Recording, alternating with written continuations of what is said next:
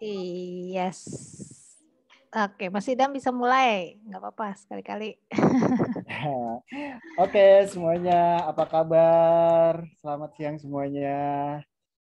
Gimana nih kabarnya hari ini? Pasti baik-baik banget ya semuanya ya. Mudah-mudahan selalu sehat ya. Karena yang paling penting kan saat ini sehat ya, kesehatan yang selalu yang Betul. nomor satu. Nah, kita kali ini akan ngebahas mengenai karyawan ya. Seru banget nih. Kita bakalan ngebahas mengenai karyawan karena gini. Karena di Femalpreneur sendiri uh, kita banyak nih dapat pertanyaan. Gimana sih caranya Kak untuk rekrut karyawan gitu? Karena kebanyakan saat ini masih menjadi CEO, Chief Everything Officer ya kan. Nah, pengen banget nih gimana sih caranya naik kelas gitu, pengen supaya usahanya otomatis gitu kan. Nah, salah satu cara supaya kita uh, apa usahanya berjalan yang otomatis adalah dengan kita merekrut karyawan. Nah, gimana sih caranya merekrut karyawan yang tepat nih ya, supaya cuan kita juga maksimal, supaya keuntungan kita juga maksimal. Nah, kali ini kita akan ada pembicara-pembicara yang sangat hebat nih ya. Ada Kak Emi. Kak Emi CEO dari Femalpreneur Indonesia. CEO-nya bukan Chief Everything Officer lagi, tapi Kak Emi juga apa namanya sudah punya banyak nih anggota tim ya di Femalpreneur sendiri. Dan ada ini katanya Madrim yang berhalangan ya hari ini. Itu katanya Hadrim ini Head of Institutional Kupu, tapi saat ini berhalangan hadir dan kabarnya akan digantikan oleh Kak Michelle dan Kak Tony ya. Gitu ya. Dan nanti akan dengan aku dan Kak Tiara yang nanti yang akan oke. bantu. Kak Michelle dan Kak Tiara ya, dan yang lainnya nanti apa akan bantu untuk Q&A-nya. Gitu. Seperti biasa nih kalau misalnya kita di Femalpreneur itu kita selalu ada ritual nih Kak. Sebelum memulai segala sesuatu sebelum memulai sesi itu kita akan ada namanya Power Wush nih Kak. Power Wush nanti semua kita akan gini. Power Wush 1, 2, 3 wush gitu. Ya, ini gunanya apa sih? Untuk memberikan boost atau energi nih, terutama untuk pembicara dan untuk kita semua sebelum kita memulai ini. Yuk kita power boost dulu yuk. Kakak boleh kalau misalnya mau dibantu mic-nya. Yuk, Yuk buka kita kamera, buka boleh buka kamera semuanya, kamera. kakak semua. Biar kita lihat Kan nih semangatnya, senang wush-nya lihatnya nih. tuh. Ya Nah, kan? ih senang deh lihatnya rame. Oke, yuk kita power wush. One, 1, two, 2, three. 3. Wush. Wush. Yes. Nah, Memang ada Kak sengaja Mario juga mic-nya di sini disetting tuh. nih untuk co-host dan host. Oke, untuk Sip. selanjutnya akan aku berikan untuk Kak Emi ya. Baik, terima kasih Mas Idam. Oke, di sini nanti saya dan juga teman-teman dari Kupu akan bicara mengenai bagaimana kita bisa merekrut karyawan. Apalagi di sini teman-teman UMKM pasti agak sedikit berbeda ya dengan perusahaan-perusahaan besar lainnya ya. Tapi yuk sebelumnya kita kenalan dulu. Pertama kita kenalan dulu dengan saya ya. Yang belum follow nanti saya follow back.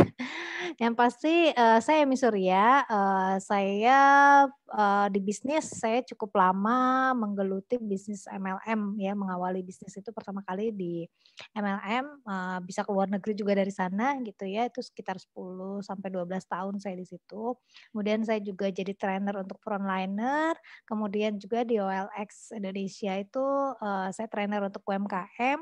Nah, kemudian saya pernah bekerja di perusahaan digital agency sebagai HR and recruitment manager ya. Jadi ngurusin people, ngurusin training, rekrutmen gitu ya. Jadi tahu banget tuh metode-metode dan drama-drama karyawan gitu ya. Seperti itu. Nah, sekarang saya di Femapreneurs bersama tim teman-teman yang lain. Nah, tapi sebelumnya izinkan saya memperkenalkan dulu kami dari Vimapreneur itu apa sih. Mungkin di sini ada yang baru pertama kali ikut online learning, nah, silakan chat ya. Saya baru pertama Kak gitu ya. Nah jadi Vimapreneur online learning ini setiap hari Sabtu, tapi nggak setiap hari Sabtu juga sih, 1 bulan 2 kali ya. Dan itu ada di hari Sabtu. Nah, untuk teman-teman gratis kita adakan Female Online Learning ini sehingga nanti teman-teman bisa belajar banyak hal dari kami. Nah, Female sendiri itu apa gitu ya? Kami adalah perusahaan startup yang memang berfokus di dalam pendidikan kewirausahaan khususnya memang utamanya bagi perempuan. Walaupun begitu, laki-laki boleh ikut di sini ada 20 sampai 25% itu pria bisa ikut pelatihan kami karena biasanya perempuan dan pria apalagi biasanya para suami juga ikut turut membantu dalam usaha bisnis yang dibuat gitu ya. Jadi sehingga kami bisa berkolaborasi juga untuk teman-teman semuanya. Nah, intinya kami ingin perempuan itu bisa mandiri dan percaya diri membangun usahanya menjadi lebih baik lagi. Apa yang kami miliki, kami ada kelas kewirausahaan yang komprehensif ya, jadi materi-materinya itu komprehensif dan juga toolkit kami itu aplikatif. Kemudian juga ada mentoring ya, teman-teman mungkin ada yang udah pernah ikut nih. Oh iya, betul ada pendampingan ya.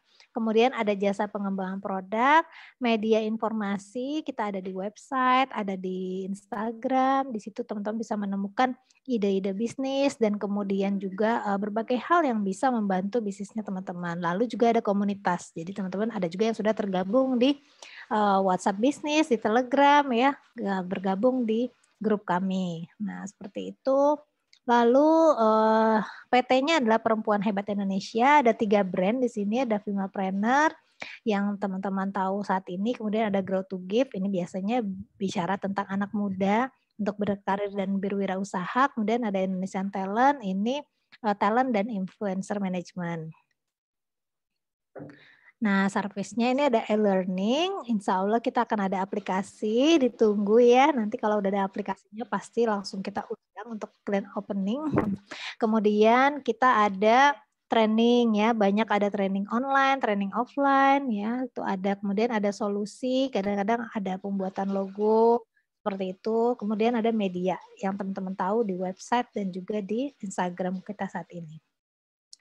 Nah, kalau kemarin, kalau minggu ini kita ada online learning, minggu depan ya, jadi teman-teman nih, saya informasinya duluan nih buat teman-teman yang ada di sini nih. Ini hot banget ya, jadi informasinya ini belum sampai ada di Instagram, belum sampai ada di grup, jadi spesial untuk teman-teman yang ada di sini, ya, kita ada namanya Femalepreneur Kria di minggu depan, tanggal 9 Oktober dan ini pesertanya terbatas. Jadi yang mau daftar silahkan ya. Akan ada 2 hari pelatihan. Ini pelatihannya yang pertama adalah bikin kuliner dari sagu ya bersama teman-teman dari AEJ. Kemudian pelatihan keduanya juga nanti akan bicara tentang strategi pemasaran. Nanti ada saya, ada Kak Maria juga yang bantu saya gitu bicara tentang strategi brandingnya kuliner. Nah, di sini seru nih karena akan diajarin bikin brownie sagu ya, gluten free cookies, terus mie sagu seperti itu. Kemudian bakso sapi. Saya jadi lapar nih ngeliatnya. Jadi teman-teman beruntung sekali yang tahu informasi ini. Jadi daftar segera di sini ada informasinya bit.ly/daftar FP Kria. Oke.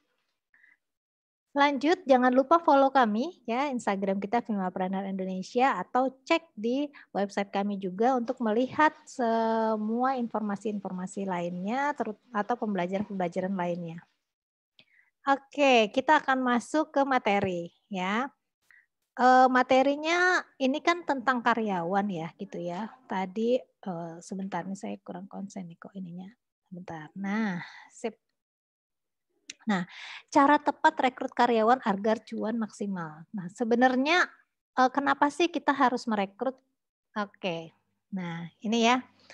Biasanya teman-teman pengusaha nih ya merasa jadi Superman gitu atau Superwoman gitu ya.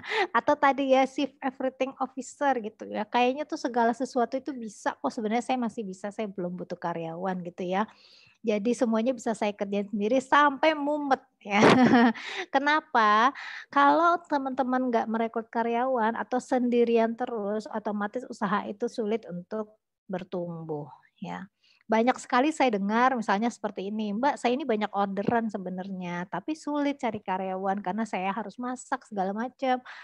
Nah, itu ada yang seperti itu. Atau jahit ya, "Mbak, susah nih, saya nggak bisa dapetin orang yang menjahitnya sama seperti saya. Kalaupun saya dapat itu kayaknya kurang bagus sehingga hasilnya nggak maksimal." Akhirnya dikerjain sendiri.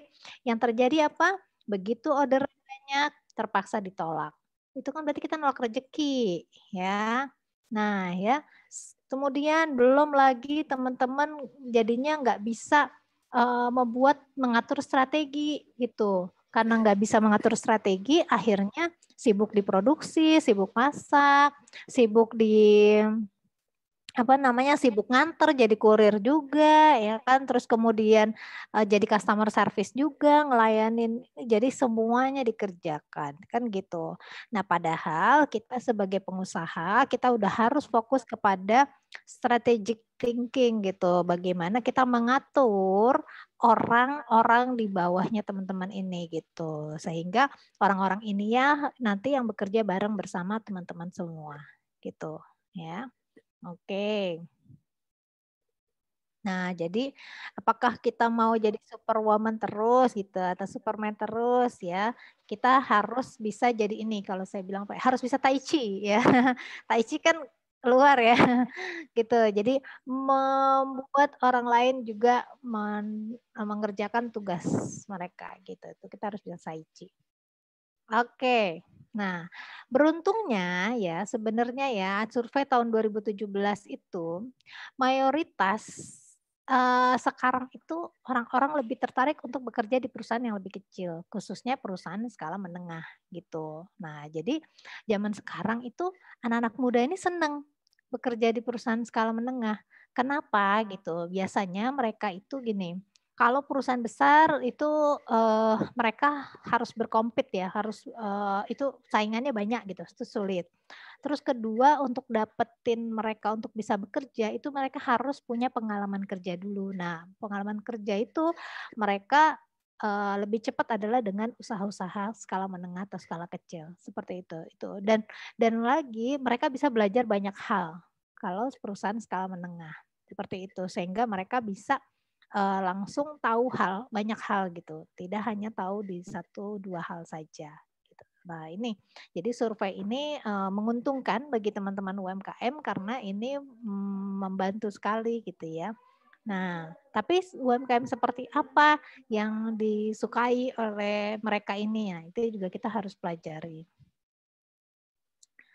Nah, gini, kita tahu kebutuhan kita merekrut itu banyak hal ya. Coba teman-teman chat dong, kira-kira nih ya kebutuhannya apa sih? Kalau misalnya teman-teman mau rekrut karyawan, kebutuhannya apa?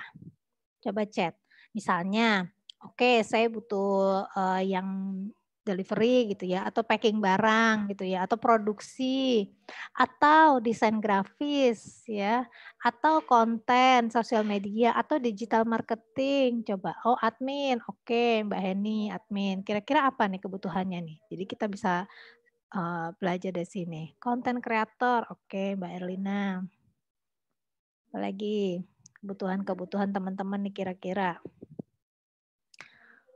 Ada nggak yang aneh-aneh? Desainer, oke, desain grafis, sekretaris pribadi. Wah, ini nggak bisa ini.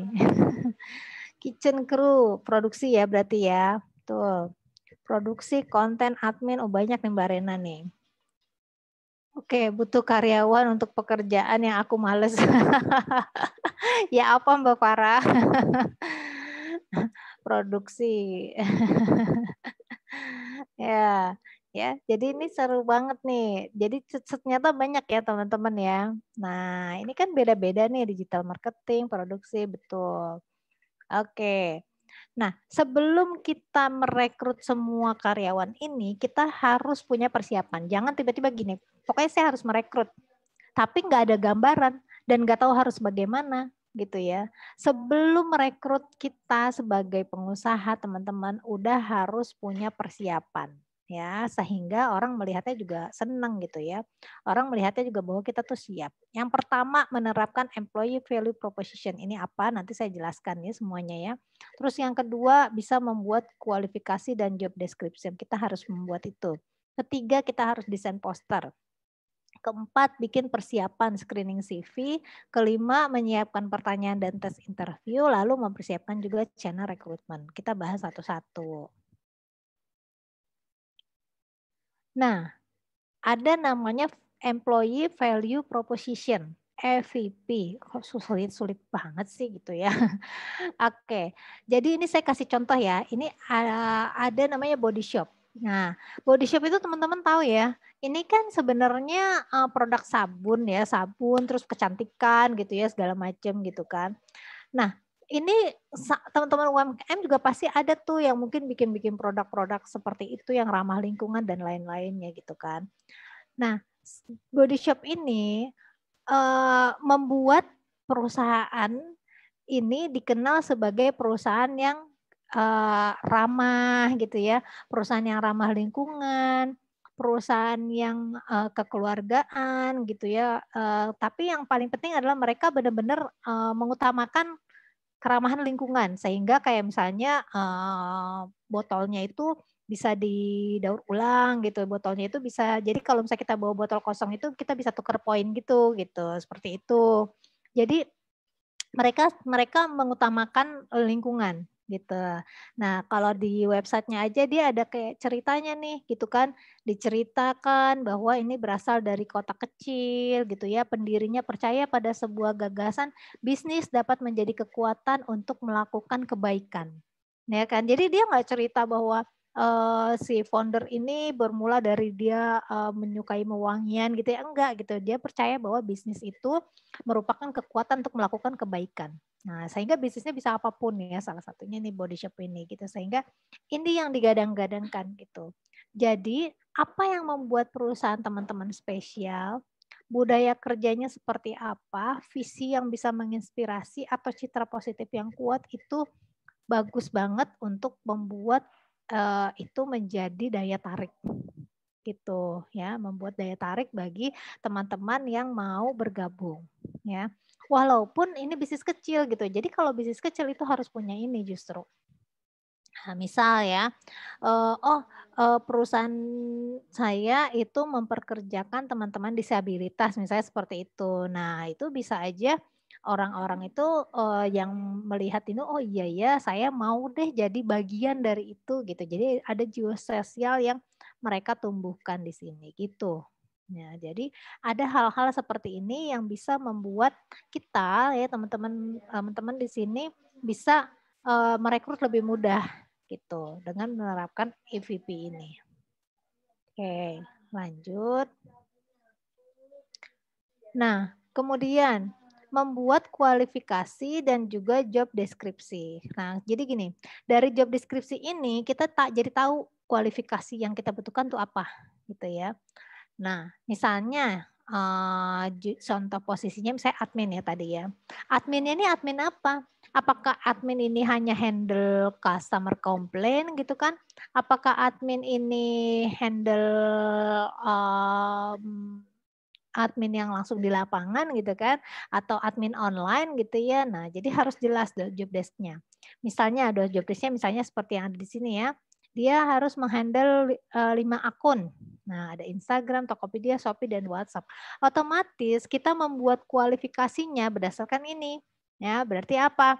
Nah, berarti dia harus mengerti akan sosial media gitu, paham dengan sosial media gitu kan. Terus di sini misalnya menerima tugas perencanaan promosi dan foto-foto. Nah, setidaknya dia harus misalnya bisa menggunakan laptop seperti itu.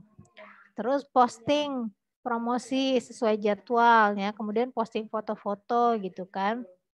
Menyapa customer yang masuk melalui chat. Sehingga dari sini kita bisa lihat oh kualifikasinya misalnya dia bisa berkomunikasi. Nah, berkomunikasi secara online kan gitu. Jadi itu yang harus dilihat gini. Ya.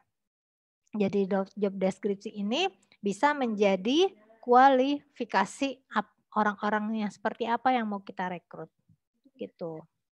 Lanjut. Nah, kemudian kualifikasi itu kita masukkan ke dalam desain poster ya. Desain poster ini yang sederhana aja nggak masalah ya. Nah, kalau teman-teman bisa menggunakan Canva gitu ya. Nah, yang sederhana aja, yang penting jelas ya. Yang penting teman-teman bikin kualifikasinya apa. Misalnya di sini butuh packer ya, harus laki-laki, pendidikannya minimal SMA. Nah, mempunyai kemampuan packing barang dengan baik gitu kan. Sehat gitu ya, mampu bekerja di bawah tekanan gitu ya, jujur gitu, komunikatif, bersedia bekerja shift. Nah itu harus diinfokan kalau seandainya kerjanya harus shift. Atau misalnya mau rekrutnya part-time Kak, saya butuhnya part-time aja. Tulis di situ, dicari pekerja part-time gitu. Bekerja 3 jam per hari. Misalnya tadi sebagai apa? Sebagai chef misalnya gitu kan, produksi roti gitu misalnya, ditulis itu, atau sebagai packer atau sebagai admin. Nah kalau di sini misalnya admin, nah ditulis pengalaman kerja kalau bisa ada pendidikan minimal SMA, menguasai Office gitu ya, Excel, Word gitu, dan lain-lainnya gitu. Ini bisa juga seperti ini kita buat ya. Nah ini penting. Nah, setelah kita siapkan desain poster, apalagi yang mesti kita siapkan? Oke, kita harus menyiapkan list screening CV-nya itu harus yang seperti apa. Nah, kita harus fokus pada poin-poin tertentu, misal alasan dia ingin bergabungnya itu kan biasanya di CV kadang dituliskan ya, saya ingin bergabung dengan perusahaan ini karena apa gitu kan. Atau mungkin pengalaman organisasinya seperti apa, atau pengalaman lainnya dia seperti apa, atau portofolionya. Kalau tadi misalnya teman-teman ada yang kebutuhannya di desain ya. Di desain berarti yang kita lihat itu adalah portofolionya. Paling tidak dia punya, atau di konten, atau di tadi konten kreator kita lihat portofolionya. Kira-kira dia cocok nggak ya untuk kita nih gitu, itu portofolio. Biasanya anak baru itu maksudnya walaupun dia baru lulus dia punya portofolio gitu. Kemudian jangan gini ya, dilihat, cakep nih, ikut deh, itu nggak boleh ya. Jadi kita harus lihat skill-nya gitu, skill-nya apa nih. Kemudian biasanya ada juga yang cara komunikasinya nih, kalau dia informasinya panjang gitu ya, keminatannya dia benar-benar berminat sama perusahaan kita, itu biasanya itu juga bagus untuk kita pertimbangkan gitu. Berarti anak ini meluangkan waktu gitu ya.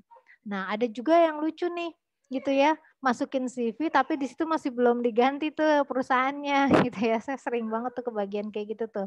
Ini dia ngelamarnya ke sini, di situ tulisannya perusahaannya siapa gitu. Nah, itu berarti dia kurang teliti gitu. Itu bisa dilihat juga. Poin-poin itu. Jadi karena gini, itu akan begitu masuk CV itu kita harus pilih kan gitu yang seperti apa gitu. Misalnya kayak tadi chef, oh CV masuk nih, apa namanya, kita butuh orang masak gitu kan, CV masuk banyak. Tapi kita lihat yang kira-kira cocok sama kita, misalnya di situ ada yang masakan western, ada masakan Indonesia, kita butuh, kita butuh yang pengalamannya masakan Indonesia kayak gitu. Kebutuhan kita seperti itu. Oke, lanjut. Nah, kemudian kita harus menyiapkan pertanyaan dan juga untuk tes interview. Nah, pertanyaan ini usahakan teman-teman tuh udah siapkan dulu gitu. Jadi misalnya alamatnya di mana? Apakah dekat dengan posisi teman-teman gitu ya? Apakah satu area atau tidak? Lalu kegiatan saat ini seperti apa kegiatannya gitu? Apakah bersinggungan dengan kebutuhan? Apakah tidak gitu kan? Lalu pengalaman dia apa aja pengalamannya yang seperti apa gitu. Lalu kita tanyakan juga alasannya ingin bergabung itu kira-kira apa ya gitu, kenapa sih mau bergabung gitu. Nah itu kita tanyakan juga. Kemudian kapan bisa mulai bekerja gitu, apakah bisa dalam waktu dekat gitu kan, apakah masih lama gitu kan. Kemudian jika bergabung gitu ya, biasanya ditanyain tuh harapannya seperti apa. Nah, dan kita juga harus menyiapkan skill test, apalagi tadi terkait produksi gitu ya, itu kita harus menyiapkan. Tapi kalau misalnya kita udah percaya sama portofolionya, nggak apa-apa juga gitu ya. Tapi kalau penting kalau misalnya kayak, produksi, masak-memasak gitu ya, itu sebaiknya butuh skill test gitu, sehingga kita bisa lihat seperti apa gitu. Atau teman saya juga ada dia, handicraft ya, dia kalau buka seperti ini dilihat gitu, kira-kira dia bisa nggak dengan telaten gitu membuat craft gitu. Bisa juga seperti itu. Oke. Nah, ya, pada saat interview kita bisa melihat kemampuannya. Nah, disinilah yang penting untuk kita mesti jeli ya. Ada namanya aptitude, ada namanya attitude, ada namanya skill. Nah, aptitude itu apa? Aptitude itu adalah kemampuan ya yang sejak lahir itu sudah ada atau cenderung tetap. Nah, kalau teman-teman apa nih bakatnya nih ya? Atau biasa kita bilangnya bakat ya. Oh, bakat saya makan, Kak. Nah, kemampuannya apa nih? Biasanya gini, ada orang yang baru belajar masak sedikit dia udah pinter gitu. Nah, biasanya dia punya bakat tuh, jangan-jangan dia punya bakat masak apa aja tuh dia bikin tuh enak gitu. Itu bakat tuh ya. Pokoknya dia bisa melihat jeli itu langsung jadi itu. Itu ya. Nah, ada namanya beda antara aptitude sama skill. Saya pisahin dulu nih, skill. Nah, kemampuan ini karena hasil belajar. Nah, kayak gitu. Karena hasil belajar sehingga skillnya itu terbentuk. Dia bisa jadi apa gitu. Nah, tapi ada di tengah-tengah yaitu namanya attitude, di mana ini kumpulan dari kepercayaan, emosi, ide yang dibentuk dari pengalaman dan pengaruh lingkungan. Apakah bisa berubah? Bisa, tapi ada juga yang sulit dirubah attitude itu. Jadi hati-hati, ya. Nah, kalau kita merekrut ya, kita ketemu nih kandidat nih ya. Nah, di sini kita butuh misalnya kayak tadi tim masak gitu ya. Nah, dia bakatnya ada nih, aptitude-nya ada gitu ya. Skill-nya juga ada. Dia udah punya bakat, terus dia juga belajar gitu ya, sehingga dia jadi bagus banget. Tapi attitude-nya kurang oke. Misalnya seperti itu ya. Kelihatan nih misalnya dia pada saat interview sama kita, dia merasa lebih pintar misalnya seperti itu kan. Kelihatan gitu, biasa sih kelihatan sih kalau pada saat interview. Nah, itu jangan direkrut karena kita biasanya usahakan yang attitude atau aptitude-nya itu ada. Nah, kalau attitude-nya itu bagus ya, tapi dia punya bakat juga, tapi dia belum belajar lebih banyak nih. Nah, sehingga kita bisa merekrut itu menjadi junior. Berarti dia masih baru nih, perlu belajar lagi, perlu diajarin gitu. Nah, atau attitude-nya oke, dia belajar juga skill itu juga bisa. Nah, yang ideal memang mereka punya semuanya gitu. Nah, bicara soal ini saya pernah begini ya, saya pernah pengalaman gini, ceritanya saya rekrut karyawan nih ya.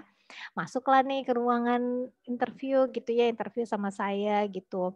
Anak ini cantik, kemudian lulusan sebuah universitas bagus ya gitu kan, universitasnya ini cukup bagus gitu kan.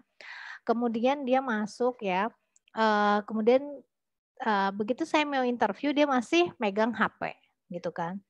Terus saya bilang, "Halo maaf, ayo, kita sudah mau mulai interview." Sebentar ya Mbak," dan itu lama gitu. Saya dicuekin dia masih megang HP gitu. Otomatis interview itu hanya berlangsung 5 menit, setelah itu saya nggak mau ambil. Walaupun ya, walaupun, dia punya skill, skill-nya bagus, dia pintar, tapi dia tidak menghargai orang lain, kira-kira seperti itu.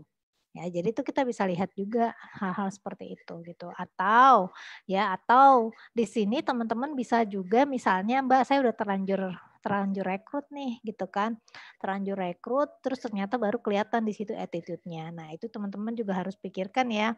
Gitu kan, begitu diambil ternyata orang ini misalnya toksik gitu ya. Kalau kita bilang toksik itu ibaratnya ini ternyata dia itu banyak membawa aura negatif gitu dengan orang-orang yang lain. Misalnya bahasanya kasar gitu misalnya gitu kan.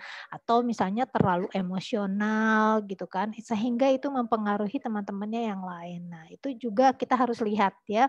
Jangan sampai itu jadi mempengaruhi pekerjaan ya. Orang-orang seperti itu kalau memang kita nggak cocok di perusahaan teman-teman itu harus dilepas. Tuh, gitu ya. Lanjut.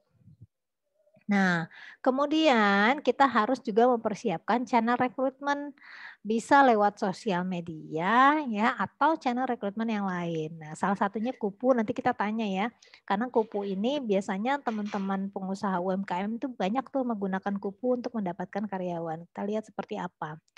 Nah, karena gini ya, kita tuh bisa open aja gitu ya, kira-kira, "Mbak, kan saya gajinya belum gede, nggak sesuai UMR." Ya memang begitu UMKM dan itu harus apa adanya gitu, emang harus ada apa adanya gitu. Dan apalagi kalau kita bisa ambil teman-teman yang magang. Nah biasanya teman-teman yang magang itu memang mereka butuh tempat gitu ya, butuh tempat untuk bertumbuh, untuk pengalaman pengalaman kerja gitu kan. Tapi kita sebagai pengusaha, yaitu tadi kita harus siapkan ini semua sehingga mereka jelas apa yang harus dikerjakan, gitu. Ya, jangan tiba-tiba misalnya kita rekrut admin, terus dia suruh mikir sendiri gitu, itu nggak bisa. Kita merekrut konten, oke kita nggak paham konten gitu kan, kita merekrut konten, tapi bukan berarti dia dilepas.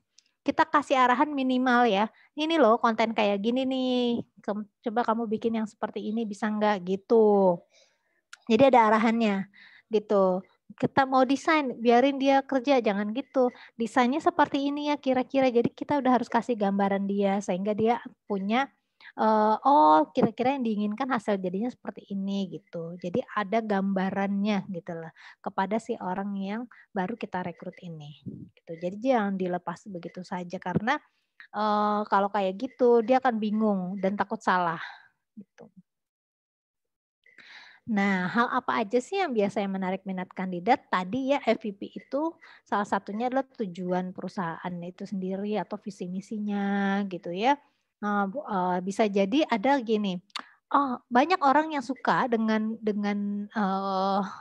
perusahaan baru itu kadang-kadang supaya kalau misalnya perusahaan itu bertumbuh maka dia ikut. Nah, maka dialah yang membawa perusahaan itu bertumbuh gitu bersama-sama gitu.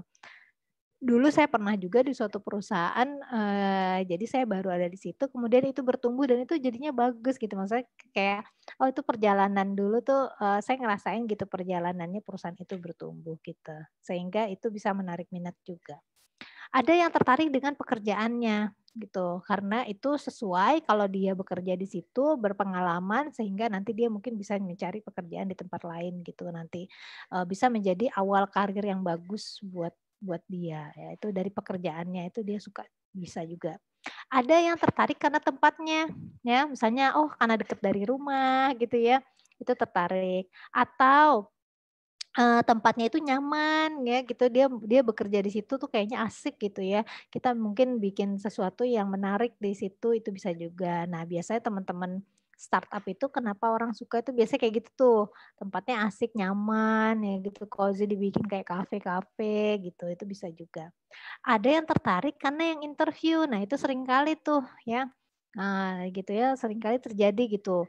Saya interview gitu ya, dia bilang, "Aduh saya seneng deh," gitu kan, "soalnya kayaknya ramah-ramah nih yang interview saya," gitu kan. Sehingga dia udah punya visi, kayaknya saya kalau diterima di sini tuh nyaman gitu, karena yang interview itu, orangnya adalah, yang sesuai dengan apa yang dia harapkan.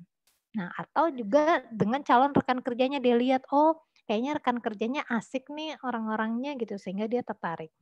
Nah, dan yang paling banyak itu biasanya tentang budaya kerja. Nah, budaya kerja ini bisa dibikin juga sama teman-teman, misal gitu ya. Misalnya memperkerjakan ibu-ibu gitu ya, itu bisa gitu kan. Atau budaya kerja yang kalau di anak-anak muda itu biasanya, ada makan siang gratis, wah ya, kayak gitu, itu biasanya juga menarik tuh. Atau, ada kebersamaan gitu kan, setiap berapa bulan sekali jalan-jalan itu. Atau kalau misalnya perusahaan ini bertumbuh gitu ya, maka nanti dikasih benefit nih, jalan-jalan dan lain-lainnya gitu. Jadi budaya-budaya kerja seperti itu juga cukup menarik. Nah, kemudian ada remunerasi, tapi remunerasi ini zaman sekarang itu yang terakhir, teman-teman. Ya, jadi jangan disangka bahwa, "Oh, kalau saya nggak gaji besar, orang nggak akan mau." Itu salah, ya. Jadi 1 sampai 6 itu biasanya banyak orang butuh, apalagi teman-teman yang intern ya, mahasiswa-mahasiswa yang memang membutuhkan tempat untuk magang. Nah, seperti itu. Sehingga kalau kita punya value ya, perusahaan teman-teman punya value, itu akan membuat mereka juga bertumbuh, mereka juga happy gitu. Nah, ya. Nah, tapi yang mau saya terangkan di sini ya, Mbak, kalau misalnya ini masuk terus nanti kan dia kayak cuma sementara gitu ya sama kita ya, terus pergi lagi gimana gitu. Kita nggak ada masalah ya, karena kita itu nggak bisa merekrut karyawan itu selamanya jadi karyawan kita. Mereka juga mau bertumbuh. Jangankan perusahaan teman-teman ya, perusahaan besar aja nih saya ngerasain gitu kan, ada yang 1 bulan bahkan masuk 3 bulan bahkan gitu. Itulah yang namanya people, ngurusin orang. Pasti ada yang seperti itu, tapi kita nggak bisa menahan orang lain untuk bertumbuh gitu. Kita hanya berusaha aja sampai menemukan orang-orang yang tepat bekerja sama kita gitu. Nah, pada saat onboarding ya kalau kandidatnya udah masuk, nah teman-teman juga harus menyiapkan hal ini, harus ada surat kontraknya, job deskripsinya dikasih dari kualifikasi itu, kemudian welcoming-nya harus hangat ya, sehingga dia nyaman berada sama kita, dan jangan dibiarkan juga kasih pelatihan. Kalau misalnya konten kreator Kak, saya kan nggak ada bidang di situ, gimana saya kasih pelatihannya? Nah, kalau teman-teman punya di situ dilihat nih misalnya, oh nanti, apa namanya, kasih kisi-kisi tadi ya, kasih kisi-kisi seperti apa maunya, dan kalau ada pelatihan di luar itu diikutkan, gitu. Pelatihan di luar dari apa yang kita bisa, ya. Jadi kita bisa ambil pelatihan dari luar. Kemudian bisa diuji 3 sampai 6 bulan, nanti kita review. Nah, jadi harus diinformasikan di awal supaya kalau misalnya orang ini performanya kurang bagus, kita udah bisa kasih tahu nanti 3 bulan kalau performa kamu kurang bagus, mohon maaf ya, kita harus stop gitu. Dan kemudian kalau ada bonus, ada insentif, diinformasikan dari awal. Seperti saya tadi bilang ya, kalau perusahaan itu bertumbuh gitu ya, omsetnya semakin besar, itu akan ada bonus-bonus tambahan gitu. Itu bisa diinformasikan dari awal. Gitu. Nah, kemudian ini yang mau saya sampaikan ya, organisasi masa kini itu udah beda dengan zaman dulu ya. Kalau zaman dulu sebuah organisasi itu yang nomor satu adalah profit, ya. Kalau saat ini ya, itu adalah tujuan. Ya, sehingga orang juga begitu berpengaruh kepada manusianya. Manusia itu dulu kalau misalnya ngelamar kerja itu yang penting profit, enggak juga. Sekarang itu tujuan, dia tujuannya mau apa gitu, tergantung dari purpose-nya. Sehingga kalau tujuan perusahaan itu menarik, sementara mungkin salary yang ditawarkan lebih rendah, biasanya dia akan lebih suka gitu. Nah, kemudian kalau zaman dulu organisasi itu hierarki ya, dari atas ke bawah ya. Kalau sekarang sebenarnya enggak begitu. Sekarang itu adalah networks. Dari sini dengan ini berkesinambungan sehingga nggak ada tuh atasan bawahan gitu. Jadi dia bisa bekerja sama dengan atasannya. Itu yang terjadi saat ini. Tuh. Lalu kalau dulu itu dikontrol ya, benar-benar semuanya dikontrol, semuanya dari atas. Kalau sekarang enggak. Sekarang itu namanya empowering, bagaimana semua karyawan itu bisa sama-sama bangkit, sama-sama tumbuh bersama di dalam suatu organisasi. Nah, gitu. Terus kemudian dari dulu itu dari mulai perencanaan ya hanya rencana-rencana yang udah di checklist, sekarang lebih ke eksperimen. Jadi dari perencanaan langsung dieksperimen, perencanaan langsung dieksperimen gitu. Sehingga pertumbuhannya itu lebih cepat gitu. Jadi nggak pakai mikir terlalu lama, dicoba, dicoba dan dicoba gitu. Kalau gagal baru diperbaiki. Nah, kemudian kalau dulu itu juga, perusahaan dulu itu terlalu privasi ya, banyak hal yang terlalu tutupi, sekarang itu banyak yang transparan. Sehingga kayak misalnya nih ya, pada saat kemarin, pandemi itu, semua orang juga transparan kalau perusahaan-perusahaan masa kini ya, apa adanya, dikasih lihat, "Ini loh omset kita sekian, kita nggak bisa, kasih banyak penghasilan untuk semua teman-teman gitu. Kita sama-sama mau bertahan dan lain-lainnya. Jadi sehingga mereka itu bisa bertahan gitu kepada perusahaan-perusahaan yang lebih transparan. Dan ini penting gitu ya. Kalau teman-teman mau membangun perusahaan itu harus seperti ini. Itu lebih mengena untuk kalangan masa kini. Gitu. Sehingga mereka benar-benar merasa ada dan bermanfaat ya. Kemudian sama-sama mau bertumbuh gitu. Jadi ada di situ tuh misalnya bareng sama teman-teman itu punya rasa yang sama gitu, rasa memiliki yang sama. Nah ya, itu yang paling penting sehingga teman-teman nggak cuma sekedar dapat karyawan tapi dapat partner. Gitu. Oke, sampai di sini ya. Jangan lupa nanti next event kita akan bicara juga tentang kuliner dan juga strategi branding. Itu dulu dari saya, jangan lupa follow vimapreneur.id. Nah, sekarang mungkin sebelum tanya jawab, tadi kan kita akan masuk ya, salah satunya adalah channel rekrutmen itu bisa menggunakan Kupu. Nah, mungkin teman-teman Kupu bisa infokan nih, apa aja sih manfaatnya gitu ya, terus bagaimana sih caranya gitu supaya merekrutnya juga lebih mudah. Nanti setelah ini kita akan ada tanya jawab. Ya, silakan. Saya kembalikan dulu ke Mas Idam ya, Mas Idam. Oke, thank you banget Kak Emi udah ngasih tahu nih tentang berbagai hal seluk-beluk tentang rekrutmen ya, rekrutmen karyawan ya. Nah, jadi kakak-kakak udah mulai merancangkan ya sekarang ya apa aja nih yang diperlukan, apa tadi employee value proposition-nya gitu kan, terus rencana untuk channelnya seperti apa untuk menyebarkan seperti itu. Nah, terutama ini mengenai channelnya nih ya. Nah, beragam cara untuk menyebarkan lowongan nih, iklan lowongan kita gitu ya. Nah, salah satunya adalah kita akan memperkenalkan satu platform untuk menyebarkan sebagai salah satu channel untuk menyebarkan iklan lowongan kita nih. Nah, kita akan kenalan ya dengan Kupu nih. Kita pengen tahu lebih lanjut apa sih Kupu itu. Dan nah, di sini aja ya. Ada Mbak Tanya, Mas Idam ya. Oh, sudah ada ya katanya ya. Yes, mungkin boleh dibantu untuk unmute atau alihin pause-nya ke Mbak Tanya ya, karena nanti yang present jadinya akan Mbak Tanya karena ternyata tidak jadi berhalangan. Oke, namanya siapa ya Mbak? Mohon maaf, saya belum ketemu. Tanya Madrin Kupu Pak. N-nya 2 Kak Emi. Search-nya. Oh, oke. Udah bisa nih suaranya sekarang. Iya. Silakan Mbak Tanya. Oke, sudah kedengaran ya? Ya, langsung kita panggil ya katanya nih untuk memperkenalkan mengenai apa sih itu Kupu, Kak. Gitu. Oke, thank you semuanya. Oke, aku share screen ya. Silakan. Mungkin biar teman-teman jadi lebih jelas juga nih ketika nanti aku ngejelasin tentang Kupu. Aku mungkin sedikit menjelaskan tentang apa sih itu Kupu gitu ya, dan salam kenal juga semua teman-teman member dari Vimapreneur. Selamat siang gitu ya. Oke, jadi sebenarnya kalau tadi sempat dibilang apa sih Kupu ini gitu ya, dan tadi diomongin tentang kupu gitu ya, tapi belum pernah dengar mungkin ya. Nah, jadi mungkin singkatnya adalah Kupu adalah sebuah aplikasi yang bisa ngebantuin bisnis untuk ngedapetin karyawan yang tepat, cepat, dan tanpa ribet. Kenapa sih tanpa ribet gitu ya? Karena semuanya nanti udah ada di dalam satu aplikasi gitu. Jadi dari mulai rekomendasi karyawannya, lalu proses interviewnya, dan bahkan kalau tadi aku setuju juga nih yang kata Mbak Emi, penting juga ya untuk kita nge-train karyawan-karyawan kita. Nah, nanti ke depannya di aplikasi kami akan ada akademinya juga. Oke, jadi mungkin sedikit gambaran, ini teman-teman kita, teman-teman dari tim Kupu yang nge-build aplikasinya gitu. Dan sebenarnya udah berapa banyak sih yang udah join nih sama aplikasi kami atau aplikasi Kupu gitu ya.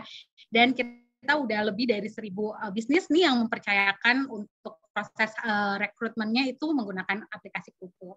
Dan yang paling penting adalah kita udah punya ribuan pencari kerja atau job seeker yang ada semua di dalam satu aplikasi gitu ya. Jadi ribuan pekerja udah ada di dalam satu genggaman tangan seperti itu. Oke, mungkin bisa sekalian dikonfirmasi juga, dan kemarin beberapa waktu sebelum akhirnya kita launching, kita emang udah sering diskusi juga gitu ya sama teman-teman HR dan teman-teman juga dari dari UMKM seperti itu ya. Sebenarnya apa sih kendala yang biasanya menjadi tantangan nih untuk para bisnis, misalnya mendapatkan karyawan yang tepat gitu ya. Nah, yang pertama adalah mendapatkan banyak banget nih CV gitu ya yang nggak sesuai dengan kualifikasi. Mungkin sedikit cerita gitu ya. Jadi waktu beberapa bulan lalu kita sempat ngobrol juga sama salah satu restoran. Terus lowongan yang dibuka itu sebenarnya nggak nyampe 10, tapi CV yang masuk ke mereka itu bisa sampai 3.000 CV gitu ya. Kan bisa dibayangin ya gitu ya gimana harus nge-review gitu satu persatu gitu ya, dan belum tentu semuanya cocok gitu ya. Lalu apalagi sih yang menjadi kendala adalah ketidakpastian gitu ya, uncertainty bisnis apalagi di situasi pandemi seperti ini gitu ya. Dimana sebenarnya aduh kalau kita hire lagi nanti cost-nya bertambah nih gitu ya, padahal mungkin kita lagi butuh need hand-nya itu paling cuma 1 atau 2 hari atau mungkin 1 minggu. Nah, lalu apalagi sih gitu ya kendalanya. Nah, yang ketiga adalah proses dari rekrutmen yang nggak efisien. Kenapa? Karena mungkin harus offline atau banyak yang lainnya gitu ya. Nah, Kupu itu sekarang kita hadir untuk ngebantuin nih solusi-solusi tersebut yang akhirnya ngebawa ini solusinya gitu ya. Apa sih? Kita jadi aplikasi Kupu itu kita bisa memberikan sebuah rekomendasi yang paling mendekati dengan kualifikasi dari requirement yang Bapak Ibu butuhkan. Contoh kalau tadi sempat di-mention juga sama Mbak Emi, oh kita butuhnya mungkin part-timer atau mungkin orang magang seperti itu ya. Nah itu bisa dimasukkan aja ke dalam description-nya gitu ya. Nanti bisa dibantu oleh aplikasi kami. Lalu selain itu juga kita bisa membantu merekrut karyawan sesuai dengan kebutuhan. Contohnya seperti apa yang tadi saya bilang gitu ya, kebutuhannya cuma 2 hari nih gitu ya. Sedangkan kalau hire lagi kan kebanyakan. Nah, kalau di aplikasi Kupu, kita bisa membantu untuk kayak misalnya hiring untuk yang magang, lalu misalnya yang kebutuhannya hanya seminggu atau sehari, kedepannya juga akan ada yang jam gitu ya. Tapi nggak menutup kemungkinan, saya butuhnya yang bulanan gitu ya, biar bayarnya lebih gampang gitu. Bisa juga. Jadi semuanya bisa dilakukan di aplikasi Kupu. Seperti itu. Lalu apalagi nih yang bisa dibantu dari aplikasi Kupu? Yang bisa dibantu dari kita adalah kita bikin semua proses interviewnya jadi lebih mudah gitu ya, proses rekrutmennya gitu. Jadi di aplikasi kami itu mulai dari proses interviewnya bisa secara online gitu ya, jadi bisa lakukan video call atau misalnya bisa chat nih sama karyawannya secara langsung. Dan yang paling keren adalah kita bisa nge-review profil-profil dari karyawan tersebut. Gimana sih cara nge-reviewnya? Jadi nanti mereka bisa upload untuk portofolio mereka atau pengalaman pekerjaan mereka seperti apa. Jadi bisa di-review tuh sebelum dipanggil interview. Lalu yang terakhir adalah itu, proses chat dan interviewnya semua dalam satu aplikasi aja. Seperti itu. Oke, ini mungkin gambarannya bentuk aplikasi kami. Gitu ya. Nah, untuk seperti di sini nih misalnya yang dicari adalah kitchen manager gitu ya. Kalau misalnya nanti Bapak Ibu sudah download aplikasinya dan lihat tanda berwarna biru ini, kalau diklik itu akan muncul tampilan di sebelah kanan di mana kita memberikan rekomendasi nih. Jadi yang paling mendekati dengan requirement yang sudah Bapak Ibu masukkan sebagai job postingnya seperti itu. Jadi kita memberikan rekomendasi kalau ada yang cocok itu bisa langsung di chat aja orangnya gitu ya. Setelah lihat profilnya, bisa lihat di profilnya sebelah sini, lalu kalau cocok bisa langsung chat aja atau bisa langsung ajak interview di bagian wawancara seperti ini. Nah, bisa secara offline, kalau misalnya lebih senang secara offline atau bisa dilakukan secara online gitu ya, langsung di call, video call juga bisa. Seperti itu. Jadi keuntungannya apa sih gitu ya untuk join dengan Kupu gitu. Yang pertama adalah hemat biaya, hemat waktu juga. Lalu Bapak Ibu mendapatkan karyawan yang tepat, yang sesuai dengan kebutuhannya Bapak Ibu. Lalu Bapak Ibu udah tinggal fokus nih ngurusin bisnisnya, pengembangan bisnisnya gitu ya. Masalah rekrutmennya serahin aja ke Kupu. Seperti itu. Oke, jadi kurang lebih seperti itu. Mungkin kalau ada pertanyaan nanti bisa kita diskusi bareng. Dan buat teman-teman nih gitu ya, yang melakukan download aplikasi Kupu pada hari ini, spesial untuk teman-teman dari Femalepreneur, kita akan berikan free untuk akalnya sampai dengan Desember 2021. Jadi nggak ada no limit hiring atau job posting gitu ya. Itu bisa kita free-kan sampai tahun 2021 Desember. Lalu juga kita punya voucher OVO senilai 150.000 untuk 2 orang pemenang untuk teman-teman yang melakukan download gitu ya, dan complete profile menggunakan kode 2MEQ gitu ya. Jadi nanti kita bisa bantu. Selain itu nanti kita akan umumin untuk pemenangnya di kupu.official pada tanggal 3 Agustus. Pada tanggal 3 Oktober. Oke, paling itu aja dari saya. Nanti kalau misalnya mau melakukan download bisa langsung di scan aja barcode-nya atau bisa cek langsung ke Google Play dan App Store karena sudah terlampir di sana. Oke, mungkin segitu aja. Ini paling sekilas tentang gimana sih proses downloadnya gitu ya, terus completein profilnya supaya bisa menangin OVO 150.000 untuk 2 orang pemenang. Tinggal masukin aja nomor handphonenya, lalu pilih di bagian pemberi kerja seperti itu. Lalu tinggal diisi aja untuk nama lengkapnya, lalu jenis kelaminnya dan emailnya, lalu masukkan data lengkap untuk bisnisnya. Setelah sudah dimasukkan datanya secara lengkap, bisa di-upload sebenarnya legalitas dari perusahaannya, tapi kalau memang karena UMKM biasanya mungkin belum ada legalitasnya, bisa di-upload dulu untuk KTP-nya seperti itu, sebagai data bahwa oh iya bisnis ini benar ada yang punya gitu ya. Lalu dilengkapin aja profilnya, dimasukin logonya, lalu lokasi bisnis, dan lain sebagainya. Nah, mungkin ini sedikit gimana sih cara melakukan job posting gitu ya. Tinggal ke bagian lowongan, lalu ada di tanda plus, lalu tinggal diisi aja untuk lowongan yang tersedia. Sudah seperti itu. Gitu. Jadi monggo silahkan dilanjut. Oke, sudah. Dari saya mungkin saya kembalikan ke Mbak Emi atau Mas Idam ya. Iya, terima kasih Mbak Tanya dan teman-temanku. Sama-sama. Sudah banyak nih Kak Emi yang bertanya, Kak Emi. Ya, Kak Emi. Tapi aku ada pertanyaan dulu nih sebelumnya nih ke katanya nih Kak Emi. Ini penasaran dari aku, mungkin juga mewakili dari teman-teman UMKM juga. Katanya berarti ini tuh bisa banget ya dipakai oleh teman-teman UMKM ya, bukan cuma brand yang besar gitu ya. Itu pertanyaan pertama. Terus pertanyaan kedua tadi kan ada kode ya. Ada kode untuk sampai bulan Desember. Nah, setelah bulan Desember itu berapa sih Kak yang dicas ke para pemberi kerja ini Kak gitu Kak? Oke, aku bantu jawab. Oke, aku jawab ya. Nah, kalau tadi pertanyaan pertamanya, apakah ini memang untuk UMKM? Yes, benar banget gitu ya. Jadi memang di sini kita memang kebanyakan juga SME gitu ya, sama micro business juga udah join sama kita. Tapi ada yang big company-nya juga yang udah join gitu ya, udah percaya nih sama aplikasi kami seperti itu. Kalau tadi setelah nanti Desember, berapa sih harganya? Wah, nah itu tuh untuk di bulan Desember nanti kita akan umumin untuk harganya. Untuk saat ini memang kita belum menginformasikan atau kita belum ketok palu nih gitu ya. Gitu nanti setelah udah ada pasti akan kita umumkan dan tentunya pasti ada promo-promo spesialnya juga. Gitu. Jadi mumpung masih gratis, Mbak Emi, Mas Idam dimanfaatkan. Dicoba dulu aja aplikasinya. Nah, itu ya. Dimanfaatkan. Siapa tahu nanti setelah bulan Desember masih gratis lagi karena ada voucher lagi untuk Femalpreneur. Female khusus untuk member dari Femalpreneur gitu ya.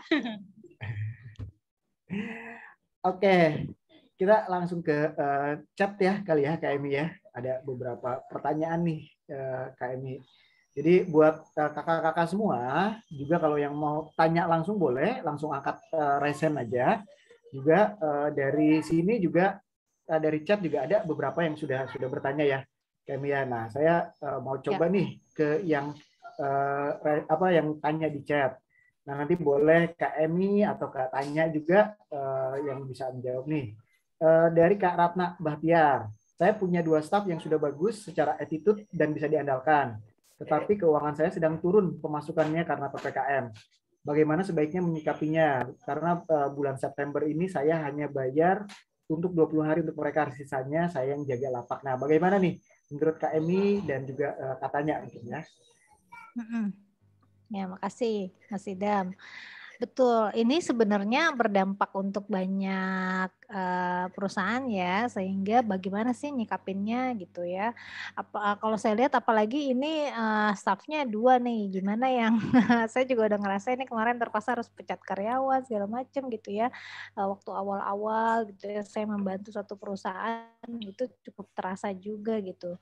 Nah, jadi gini teman-teman, itulah salah satu tadi ya, organisasi masa kini salah satunya adalah keterbukaan gitu ya. Sehingga dari privasi kita menjadi lebih terbuka. Nah, jadi ada baiknya diajak untuk ngobrol bareng gitu, teman-teman stafnya diajak untuk ngobrol bareng, dikasih tahu kondisinya seperti apa gitu kan.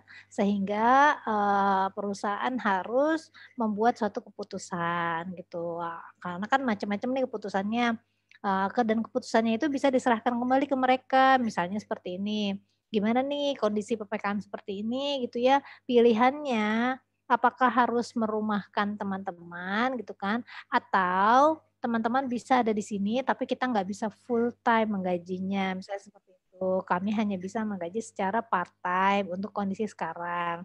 Nanti begitu kondisi sudah mulai baik kembali, maka kami akan samakan lagi gitu dengan kondisi seperti sebelumnya. Nah, itu harus dibicarakan bersama. Tapi jika ternyata mereka mendapatkan pekerjaan lain ya kita harus lepaskan gitu. Ya, jadi di kondisi pandemi ini banyak juga mereka yang sudah diinformasikan gitu oleh perusahaannya, mohon maaf kita mesti off dulu nih sama teman-teman, kalau mau masuk lagi nanti silakan, tapi kalau mau mencari pekerjaan lain selama ini dan mereka dapat itu dipersilahkan. Nah, itu kita lebih adil ya gitu, sehingga kita tidak membuat orang itu harus selalu sama kita gitu dengan kondisi seperti ini gitu. Semoga menjawab ya. Mbak Tanya mungkin ada input, boleh Mbak Tanya? Oke, mungkin buat bantuin jawabin ya gitu. Oke. Paling kalau dari aku setuju banget nih sama apa katanya Mbak Emi juga ya. Tapi mungkin buat sedikit menambahkan gitu ya, mungkin bisa jadi solusi juga gitu ya. Karena kan yang di hire itu adalah, maksudnya dipekerjakan itu hanya 20 hari. Terus sisanya gimana? Nah mungkin bisa sebagai jawaban juga gitu. Mungkin bisa dikenalin juga sebenarnya aplikasi Kupu. Sebenarnya bukan jualan ya gitu ya, tapi mungkin dikenalkan ke aplikasi Kupu, disuruh daftar, fungsinya apa sih gitu ya. Karena seperti tadi saya bilang gitu ya, bahwa kan bisnis-bisnis yang menggunakan aplikasi Kupu itu rata-rata memang mencarinya ada yang harian, mingguan, bulanan yang memang tidak full time gitu ya. Nah, jadi mungkin bisa dibantu. Jadi 20 harinya di sini, kalau ada waktu senggangnya bisa pakai aplikasi Kupu untuk cari pekerjaan hariannya sebagai tambahan. Tapi tetap bekerjanya kan nanti 20 harinya memang sesuai dengan di perusahaannya Bapak dan Ibu. Seperti itu. Semoga itu bisa ngebantu juga nih buat nambahin pemasukan dari teman-teman yang tadi terdampak oleh dampak dari COVID-19 ini. Gitu sih. Mungkin tambahan dari aku. Sip, makasih Mbak Tanya. Ngomong-ngomong kalau saya nge-lag nggak ya? Karena saya ngelihat Mbak Tanya sama Mas Idam nge-lag nih, kayaknya sinyal saya nih. Oke, di aku sih aman Mbak. Aman ya? Oke, terima kasih Mbak Tanya ya. Itu inputnya bagus, sepertinya Mas Idam ya. Mas Idam kayaknya nge-lag nih sinyalnya. Halo Mas Idam. Halo, halo. Oh, ada suaranya. Oke. Cuman aku dari tadi diam. Oke, lanjut Mas Idam. Oke. Nah, ada lagi nih. Terima kasih banget tadi jawabannya Kak Emi dan katanya. Nah, sekarang ada lagi ini lebih ke teknis ya dari Kak Rizanti Fadilah. Selamat sore, saya Riza dari Palembang. Izin bertanya berapa gaji ideal untuk karyawan produksi industri F&B rumahan, sistem pemesanan masih sistem pre-order. Nah, mungkin ini juga yang banyak ditanyakan ya oleh para pelaku UMKM gitu ya ketika akan merekrut karyawan. Berapa sih gaji idealnya gitu? Dan karena mereka pasti akan meninjau ke keuangannya sendiri gitu ya. Oh, kira-kira saya akan bisa menggajinya hanya segini. Cuman masih bingung nih gimana caranya menentukan gaji ideal juga, mungkin seperti itu kayak. Sebenarnya kalau dibilang ideal ya, ideal kan udah pasti UMR ya, itu ideal. Tapi ya intinya gini, nggak ada ideal untuk semua orang gitu. Yang ada adalah sesuai dengan kebutuhannya. Kan seperti itu. Jadi kalau ideal banget nggak ada, tapi sesuai dengan kebutuhan. Misal, ada banyak sekali yang memang gajinya misalnya nih di angka 1 juta gitu kan, atau bahkan di angka 800.000, misal seperti itu, atau 2 juta gitu ya. Dilihatnya dari mana? Nah, pertama dilihat dari kondisi tempatnya dulu. Misalnya tadi Mas Riza dari Palembang. Nah, kalau di daerah Palembang nih, kalau food and beverage ya, itu biasanya gaji bulanannya berapa? Nah, itu kan gaji bulanan ya. Kalau yang ideal mungkin kayak di hotel gitu ya, itu ideal. Nah, kalau misalnya di rumahan berarti kan bisa jadi 50%-nya, kan seperti itu, gitu.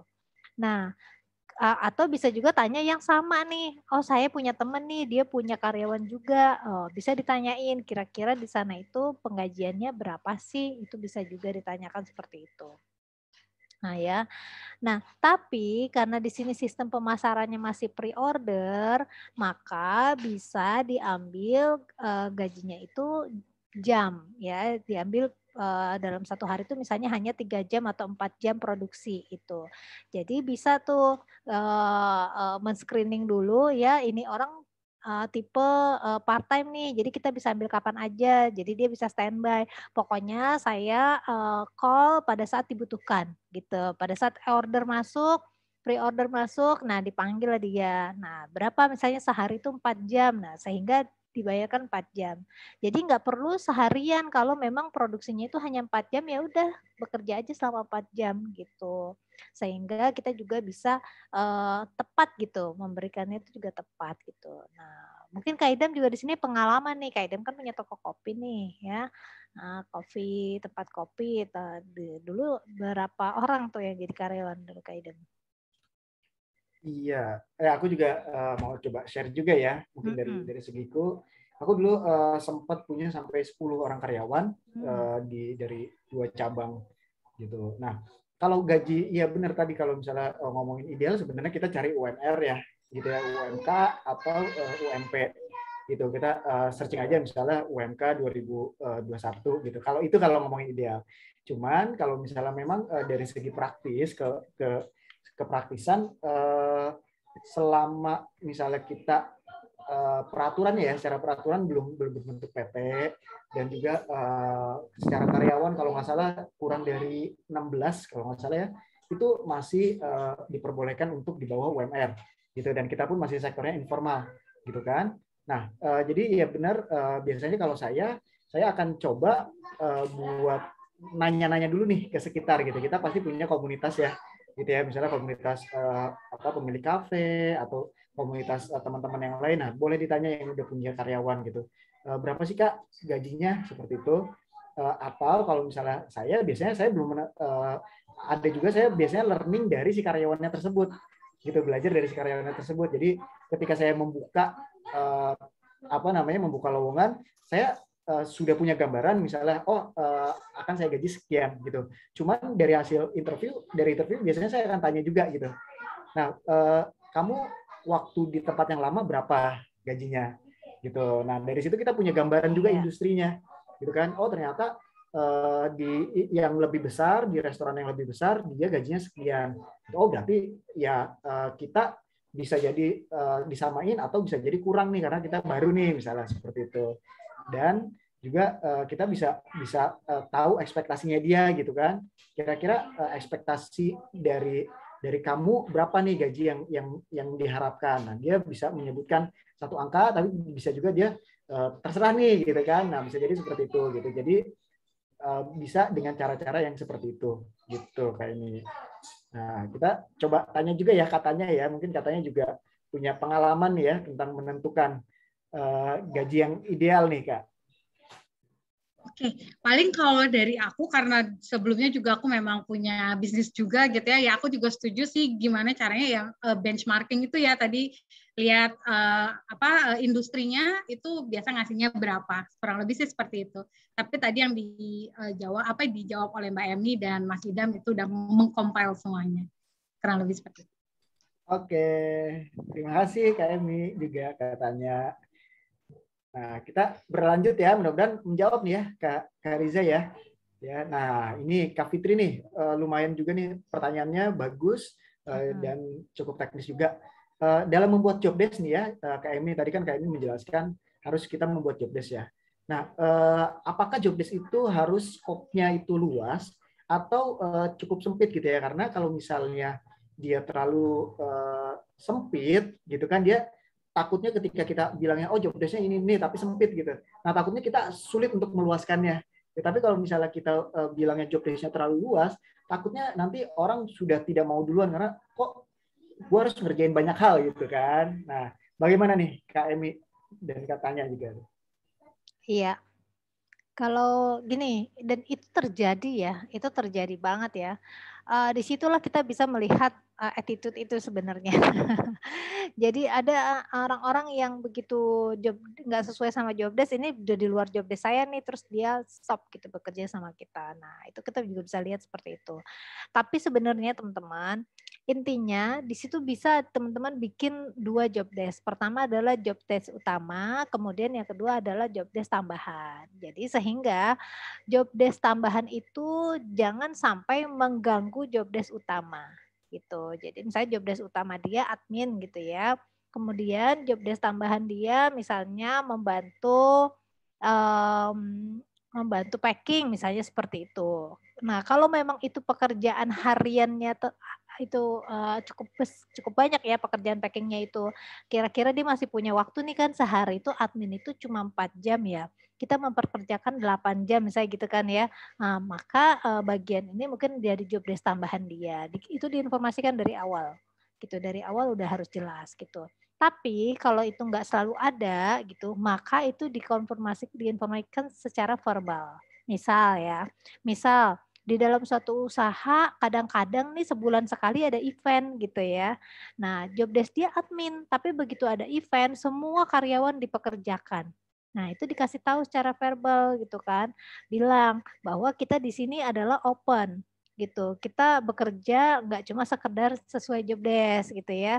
Kita bekerja sesuai dengan kebutuhan perusahaan. Nah, salah satunya misalnya kalau kita ada event, mungkin kamu akan kita libatkan juga gitu. Itu harus dijelaskan juga dari awal. Itu bentuknya verbal, nggak harus ada di job description kalau itu nggak terlalu sering. Itu sih. Dan itu harus dikasih tahu gitu bahwa memang di era sekarang orang itu harus multitasking sih, nggak bisa dia tuh hanya bekerja di area itu aja gitu ya. Sekarang sih kayaknya udah agak sulit ya, orang udah harus bisa mengerjakan banyak hal gitu. Itu sih Kak Idam. Ya, oke, berarti gitu ya. Terus ada lanjutannya ya Kak Fitri ini ya. Iya, nah lanjutannya tuh remunerasi penyesuaian ya Kak, penyesuaian secara berkala tuh berapa sih Kak? Apa namanya harusnya besarnya gitu. Ada formulanya nggak sih Kak? Jadi gini, remunerasi itu sebetulnya setiap 6 bulan atau 1 tahun paling tidak itu harus ada gitu kan ya. Nah, dihitung dari sebenarnya dihitung dari revenue perusahaan juga ya gitu kan. Kalau revenue perusahaannya bagus, otomatis kita juga bisa kasih dia remunerasi atau minimal bonus tambahan. Kalau kita belum bisa kasih dia remunerasi, bonus aja dulu gitu ya. Karena perusahaan itu sudah cukup bagus misalnya omsetnya saat itu gitu. Tapi yang ideal ya gitu, yang ideal itu misalnya 10% dari dia punya salary itu naik gitu. Minimal 1 tahun. Nah, paling bagus 20% dalam 1 tahun.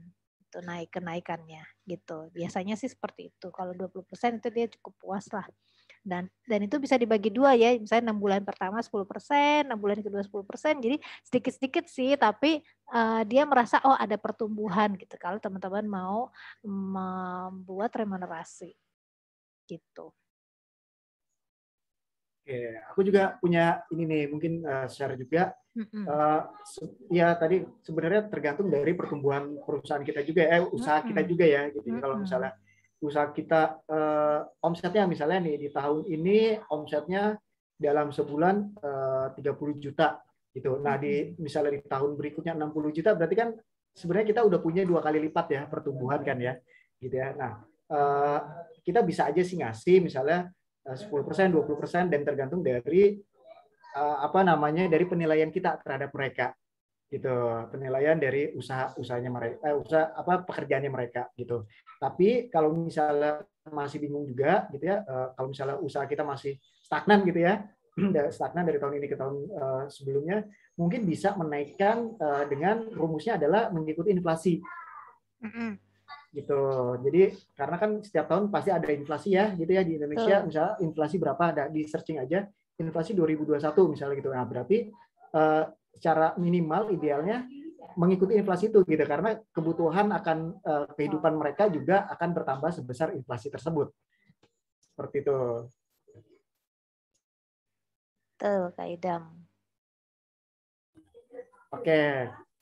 Kita lanjut dulu ya kali ya, Kak Emi ya. Ya, ke pertanyaan berikutnya. Nah, nanti katanya dapat bagian lagi nih. Kak, kalau misalnya udah punya karyawan dari Kavara nih, Kak, harus punya uang cadangan nggak sih di perusahaannya, di usahanya untuk mereka sakit, atau kalau mau pinjam uang nih, wah biasanya kan ada cash advance ya, biasanya ya, gitu ya. Nah, menurut Kak Emi, dan nanti katanya gimana nih? Ya kalau di saya sih ya, selama memang idealnya seperti itu idealnya, tapi nggak semuanya gini, kita kan butuh kepercayaan juga ya, jadi perusahaan besar pun nggak semua karyawan itu bisa pinjem.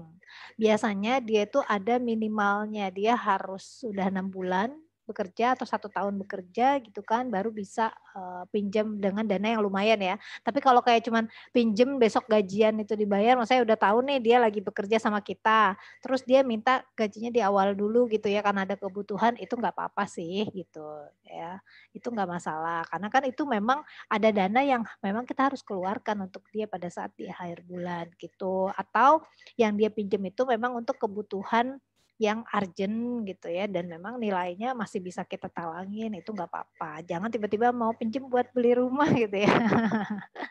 Nah, gitu. Jadi paling tidak itu sih biasanya masih bisa gitu. Gitu, perusahaan. Tapi dilihat lagi, jangan yang tiba-tiba nih baru direkrut gitu ya, hari pertama bekerja, hari kedua minjem gitu kan. Nah, itu kan perlu dilihat ya. Nanti penipuan lagi ya kan. Betul. Atau dia kabur ya.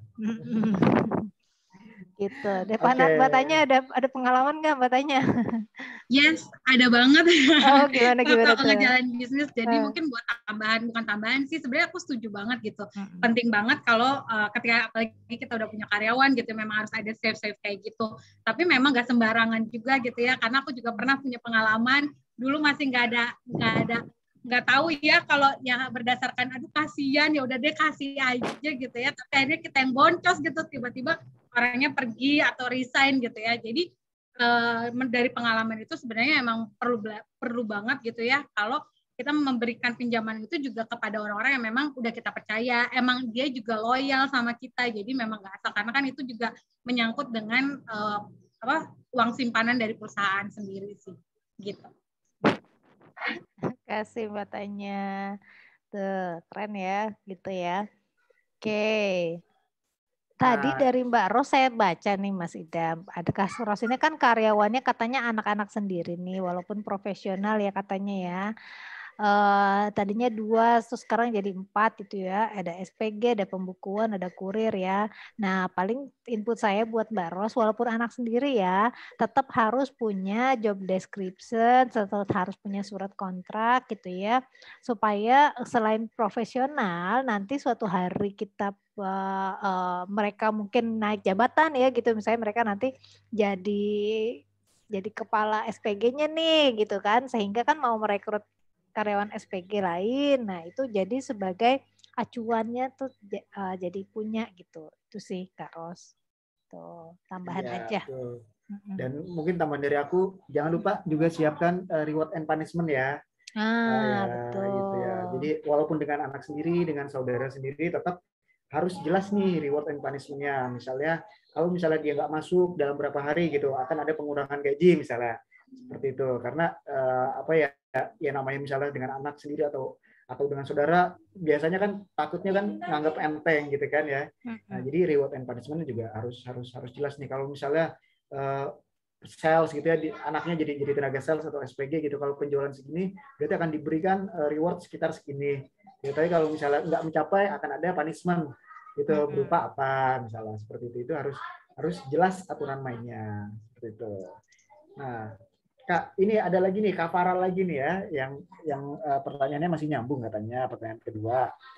Ngurusin orang kan butuh tenaga, Kak, dan emosi ya, wah. Apalagi kalau lagi bad mood. Betul. Gimana caranya katanya buat kontrol emosi biar bisa misahin urusan pribadi sama urusan kerjaan nih, biar nggak marah-marah sama karyawannya. Wah, kayaknya Kak Farah nih suka marah-marah nih ya. Gimana Kak Emi dan katanya nih? Betul ya. Sebenarnya gini, namanya kita pasti manusia ya, pasti kita berhubungan sama orang lain. Nah, apalagi kalau teman-teman pengusaha itu udah pasti nanti gitu kan, sama partner, sama bawahan gitu kan, sama yang kerja gitu kan, dan lain-lainnya itu udah pasti.